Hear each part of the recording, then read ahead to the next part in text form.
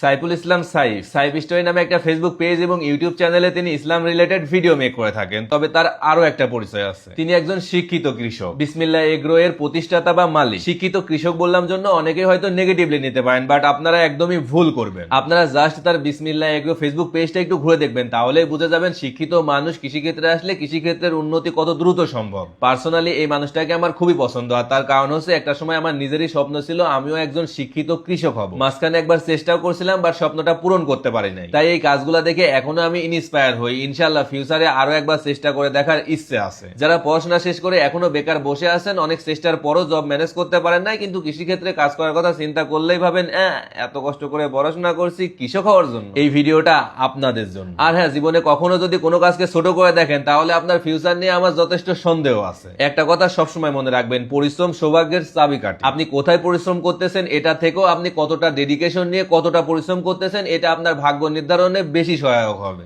আসসালামু আলাইকুম।